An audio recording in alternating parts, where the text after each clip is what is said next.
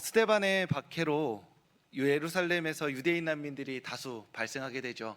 그 사람들이 믿음의 도피를 하면서 여러 지역으로 흩어지게 됩니다.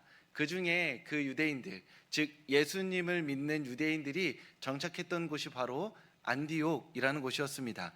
지난번에도 말씀드렸듯이 안디옥은 당시 손에 꼽히는 대도시였고 다양한 문화와 인종 그리고 종교들이 뒤섞여 있는 곳이었습니다.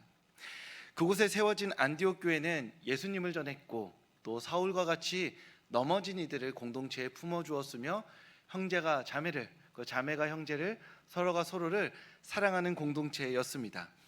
그렇게 예수 그리스도 안에서 치열하게 믿음의 삶을 살아가자 그 안디옥에 있는 사람들이 그들을 보면서 너희는 그리스도인이라고 부르게 되었습니다.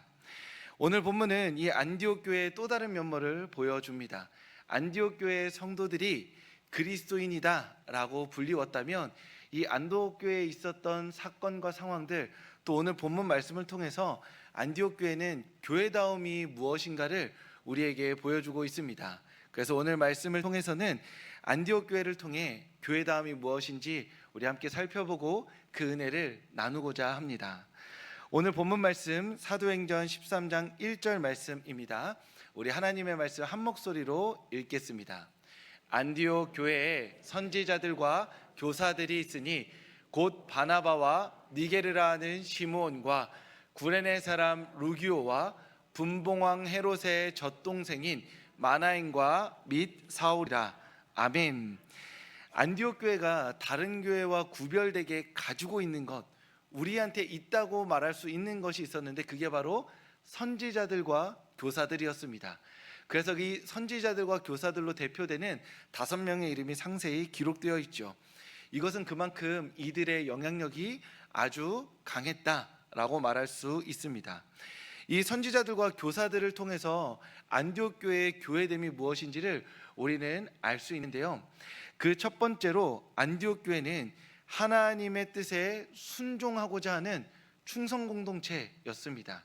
이 안디옥 교회에 선지자들이 있었다라고 말하는데 이 선지자들은 하나님의 뜻을 분별하여 공동체에 선포하는 사람들이었습니다.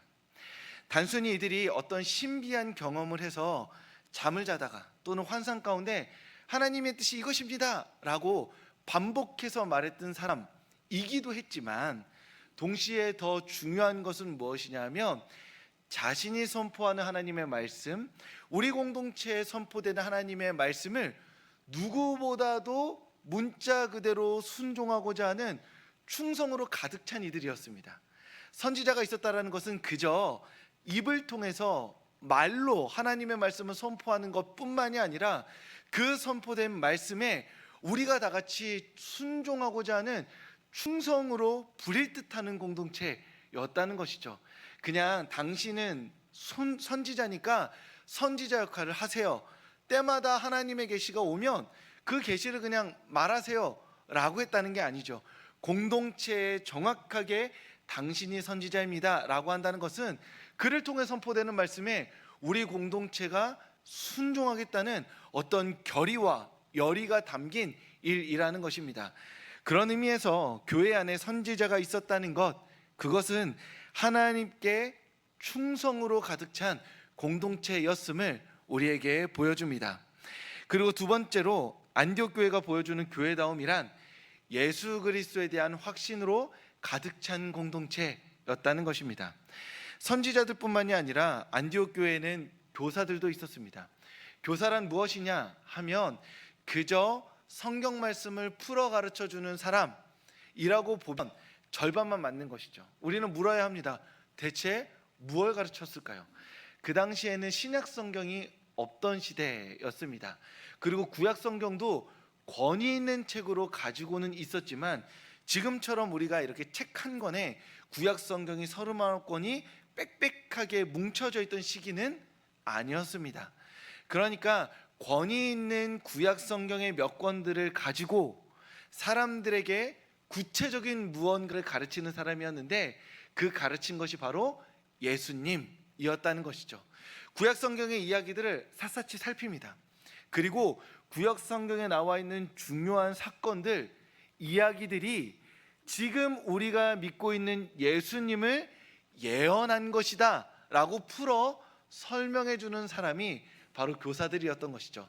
그래서 교사들을 통해 교육을 받으면 어떤 확신을 갖게 되냐면, 우리가 믿는 이 예수님이 하나님께서 처음부터 보낸다고 하셨던 그 그리스도 구원자시구나 라는 믿음을 갖게 된다는 것입니다. 그런 의미에서 안디옥 교회는 예수님에 대한 확신으로 충만한 공동체, 예수님을 믿는 믿음으로 강한 공동체였음을 우리에게 보여줍니다. 그리고 세 번째, 안디옥 교회는 서로 다른 배경의 사람들이 하나 됨으로써 교회다움을 우리에게 보여주고 있습니다. 바나바는 구브로 출신이었고 시므온과 루기오는 아프리카 사람이었습니다. 일단 지역이 다르고 언어가 달랐을 것이며 피부색도 달랐을 것으로 추정됩니다. 그리고 마나에는 헤롯의 젖동생이라고 나오는데, 여기서 젖동생은 어렸을 때 같이 지낸 사이라는 것을 의미합니다. 헤롯이라는 권력자 집안과 어렸을 때부터 같이 지냈다라는 것은 마나엔이라는 사람의 신분과 사회적 지위를 유추할 수 있죠. 그리고 헤롯 가문이 신약 성경에서 끊임없이 유대인들을 그리고 그리스도인들을 핍박하는 주체로 나오는 것을 생각해 본다면, 당연히 헤롯의 젖동생이었던 마나엔이 가지고 있던 생각과 사상, 이념이 최소한 유대교에 관해서는 부정적이었을 것으로 추측해 볼 수 있습니다. 게다가 사도 바울, 오늘은 사울이라고 기록된 그는 박해자였죠. 이렇게 각기 다른 문화와 그리고 인종과 그리고 다른 세상에 대한 가치관과 입장들을 가지고 있던 이들이 예수 그리스도라는 이름 아래에 한 군데로 모였다는 것입니다. 서로가 얼마나 다른지, 내가 살아온 삶의 방식에서 당신이 얼마나 틀린지, 그래서 우리가 함께 살아가려면 당신이 나에게 동화되어야 한다고 말할 수 있는 그러한 조합이었음에도 불구하고 이들을 하나로 만들었던 건 예수님이었다는 것이죠. 게다가 안디옥은 대도시였습니다. 다양한 사람들이 몰려들었기 때문에 그 몰려든 사람들은 당연히 땡땡땡 타운 또는 땡땡땡 향후회, 전후회 이런 것들을 만들어서 나와 동질한 문화, 동질한 경험을 가지고 있는 사람들끼리 함께 모이기를 기뻐하고 즐겨 했었을 것입니다. 그럼에도 불구하고 이들은 자신의 출신, 자신의 언어, 자신의 피부색, 자신의 사회적 신분과 지위로 하나 되기를 원치 않고 내 마음에 믿고 있는 예수 그리스도, 그분을 향한 믿음으로 서로 다른 이들끼리 함께 하나의 공동체를 이루고자 했던 것입니다.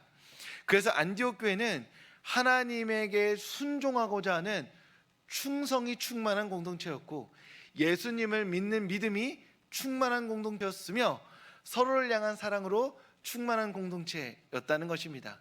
우리가 이 안디옥 교회를 보면서 하나님께서 우리에게 질문하시고 우리의 신앙에 우리 스스로 질문하게 되는 것이 하나가 있습니다.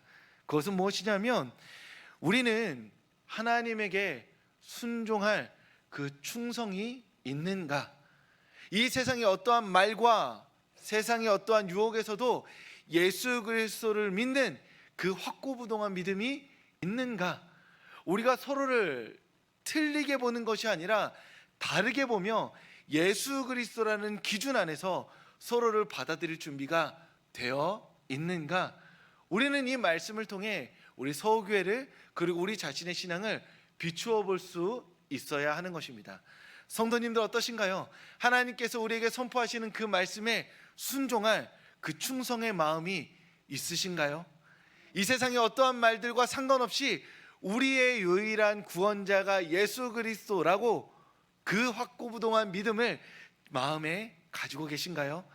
그리고 우리가 서로를 바라보면서 조금 아쉬운데, 조금 내 쪽으로 왔으면 좋겠는데, 나와 비슷했으면 좋겠는데, 나에게 맞추어 줬으면 좋겠는데 라고 생각하는 것이 아니라 예수 그리스도 안에서 그 사람을, 그녀를 형제요 자매라 부를 준비가 되어 있으신가요?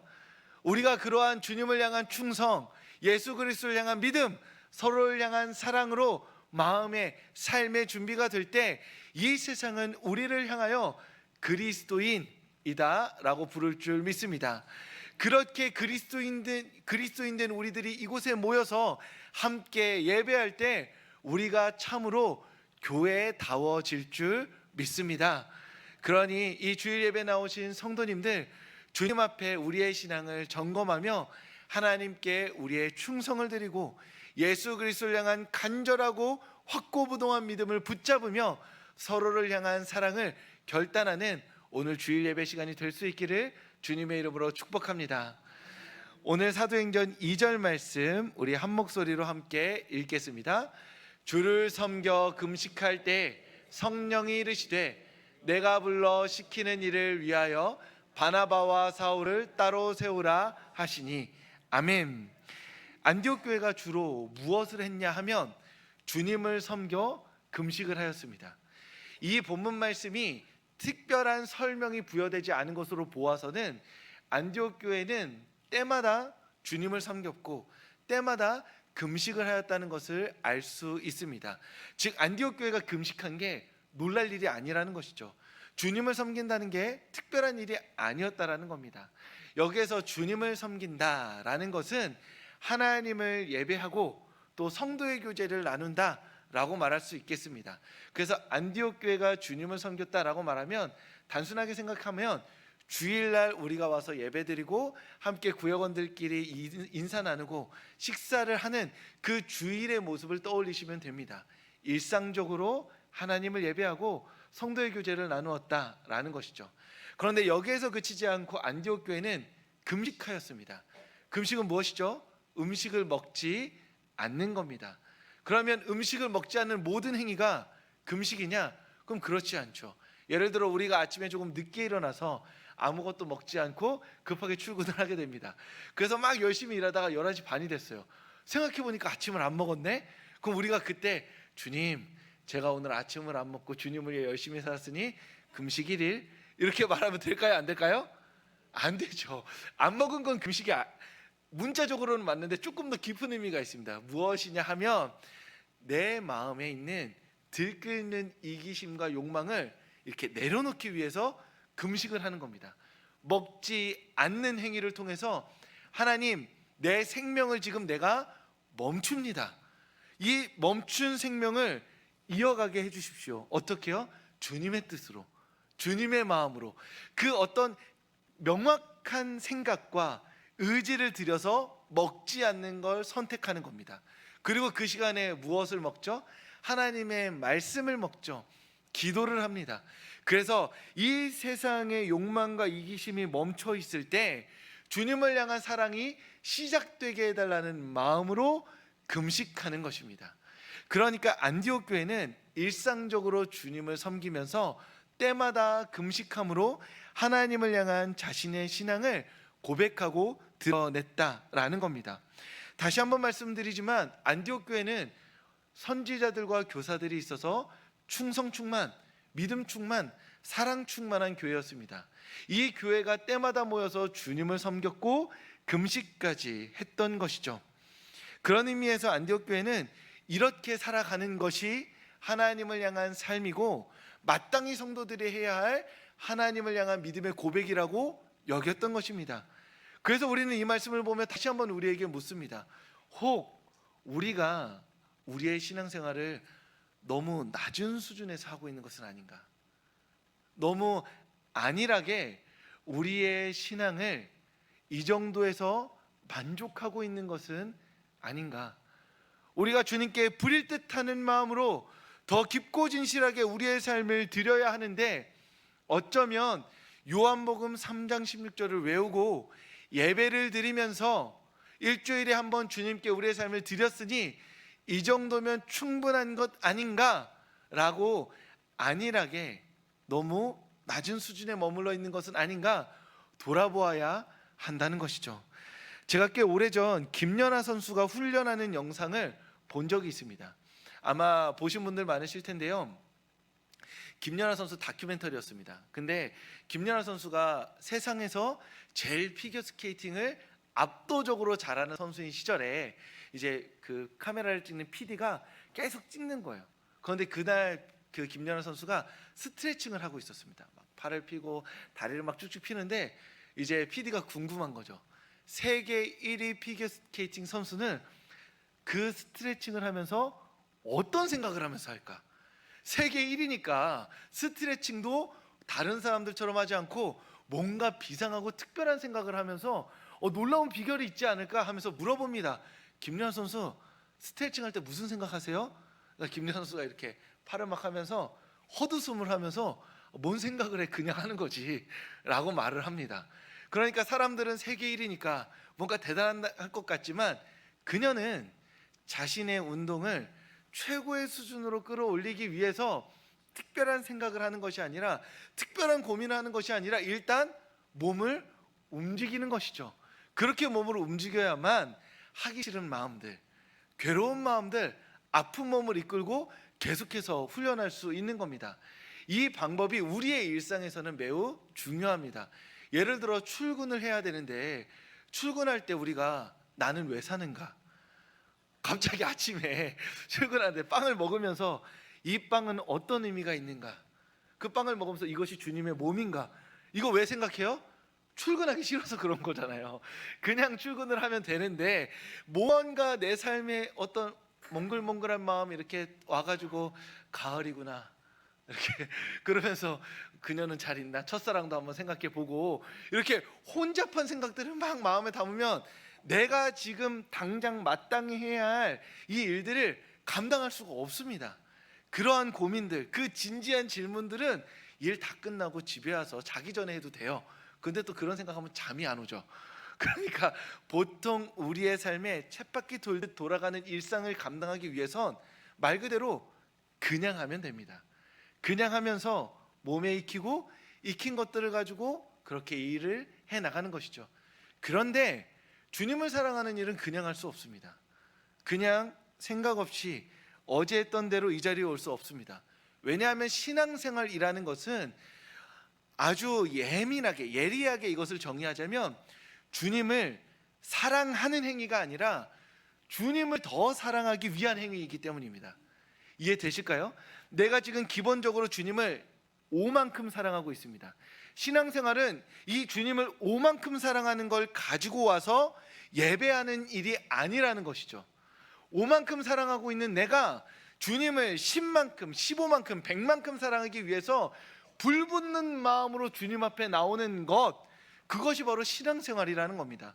떨어진 사랑을 채우고자 주유소에 들려서 충전하는 게 신앙생활이 아니라 충전을 넘어서 흘러 넘치기를 갈망하는 마음으로 그 가열차고 진실하고 치열한 마음을 주님께 드리기 위해서 나오는 것이 바로 우리가 고백하는 신앙생활이라는 겁니다. 제자리에 멈춰서 있을 수 없습니다. 이 정도면 구원받은 것 같은데? 라고 말해서 멈춰서 있을 수는 없죠. 어떤 성도님들은 그런 성도님들 계십니다. 제 친구가 그런 친구가 있어요. 야 문순아, 나한테 교회 다니라고 하지 말아라. 왜? 이렇게 교회 다니다가 한 끗 넘어가면 나도 너처럼 목사 될까 겁난다. 그래서 내가 야, 하나님이 그렇게 할 일이 없나 널 부르게. 날 부른 것도 어려우실 텐데 마음이 내 친구인 너까지 부르겠냐. 그런 걱정을 좀 하지 말아라. 그런데 무서운 거예요. 기도하다가 방언 받아가지고 선교사 나갈까 봐.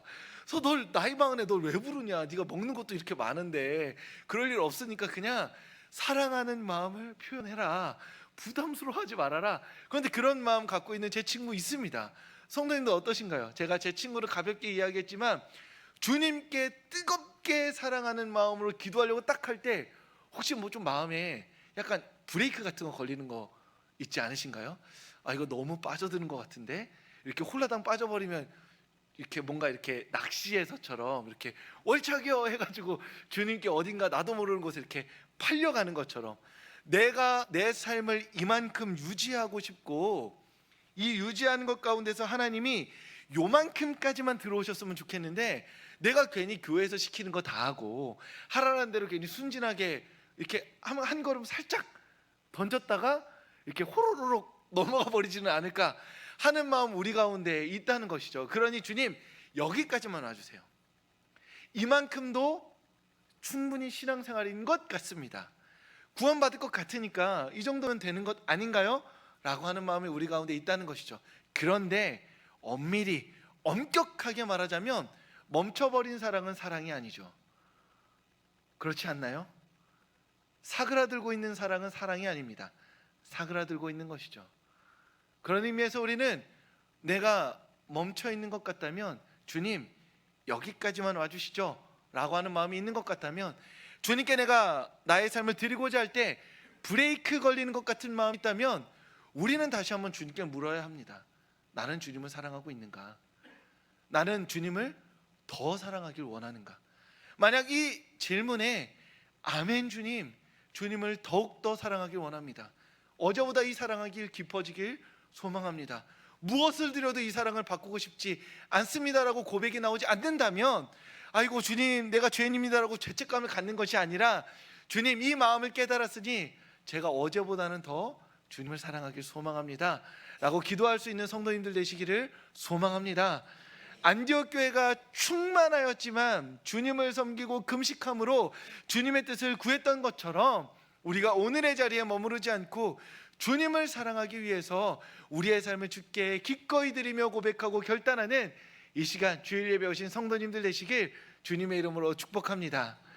오늘 3절 말씀 함께 읽도록 하겠습니다. 함께 읽겠습니다.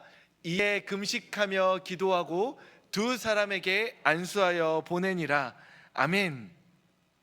안디옥 교회가 충성으로 충만했고 믿음으로 충만했고 사랑으로 충만했습니다. 주님을 섬겼고 금식까지 했습니다. 성도님들, 이러한 경우에 우리 교회가, 우리 가정이, 내가 주님께 이렇게 가열차게 우리의 믿음을 고백해서 주님께 사랑을 뜨겁게 고백한다면 우리가 사실 어떤 생각을 하냐면, 저는 한 교회 담임 목회자로서, 서울교회 담임 목회자로서 성도님들이 많이 오시길 기대하게 됩니다. 당연하죠. 우리가 열심히 이렇게 기도하는데 주님께서 우리가 기도하는 사람들을 교회로 불러주시고, 우리가 오래도록 눈물을 흘리며 기도했던 가족들 불러주시고 친구들을 교회로 이끌어 주시지 않을까라고 생각하는 게 당연하죠.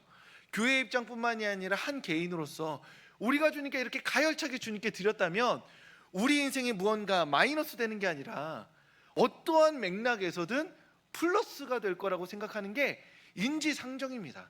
주님을 사랑한다고 고백했으니 사랑이 깊어져서 무언가가 채워지길, 더해지기를 바라는데 안디옥 교회는 그러지 않았습니다.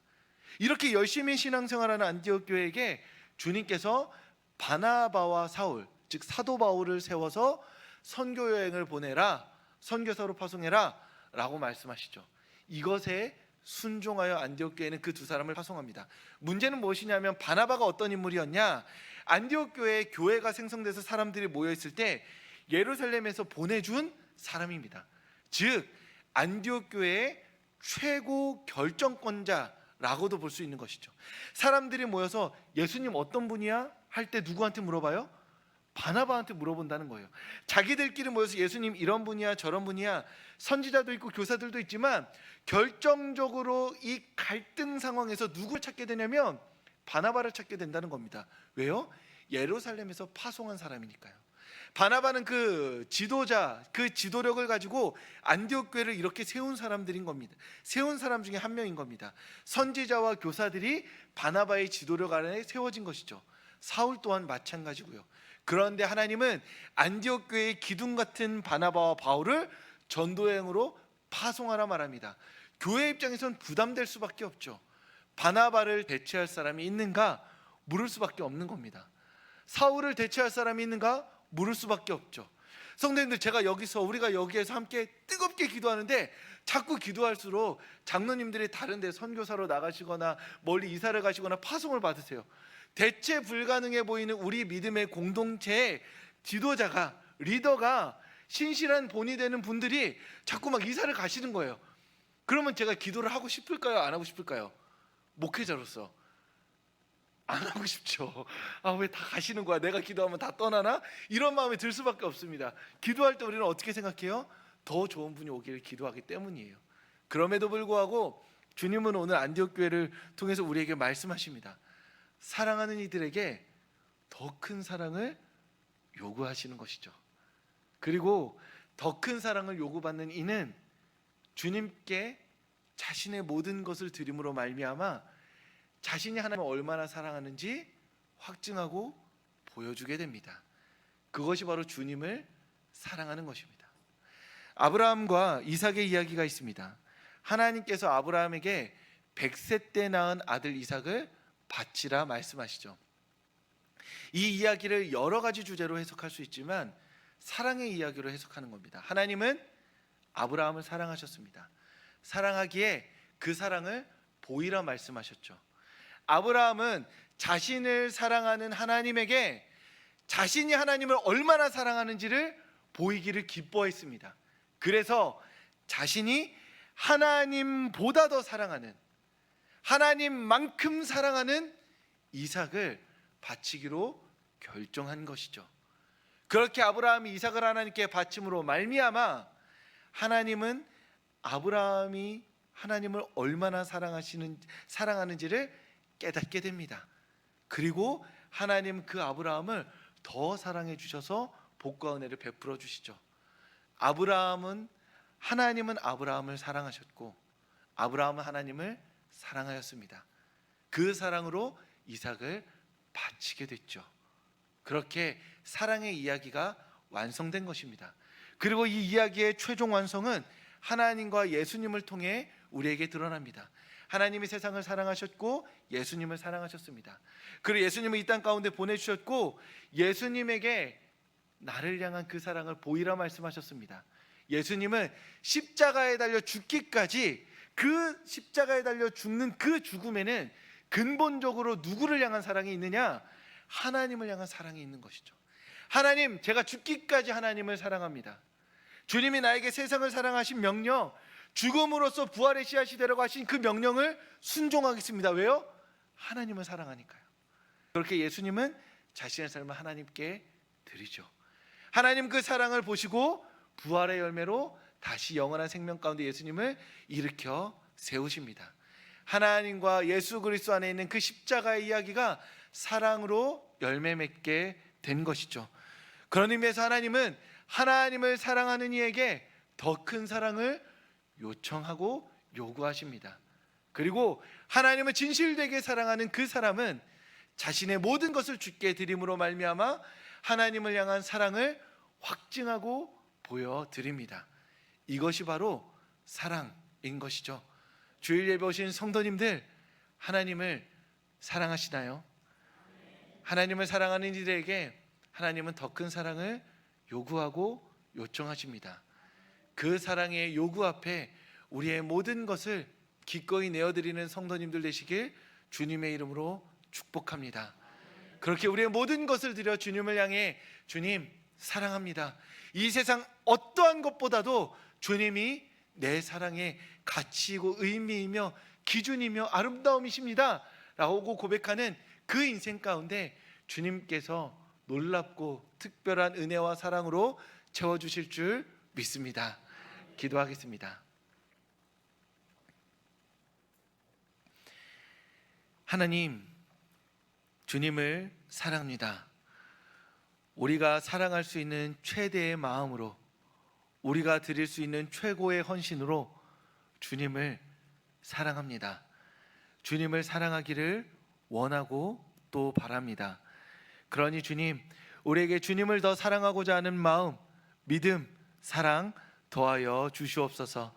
그래서 주님을 사랑하는 이에게 더 큰 사랑을 요구하시는 주님 앞에 우리의 모든 것을 기꺼이 드림으로 말미암아 주님을 향한 우리의 사랑을 확증하게 하시고, 그로 말미암아 우리에게 베푸시는 주님의 크고 놀라운 은혜와 사랑을 누리게 하여 주시옵소서.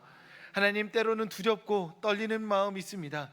주님을 향한 이 사랑이 어디로 흘러가게 될지 몰라서 짐작할 수 없어서 두려워 그 사랑의 문 앞에서 문고리를 잡고 멈춰서 있는 우리의 모습이 있기도 합니다.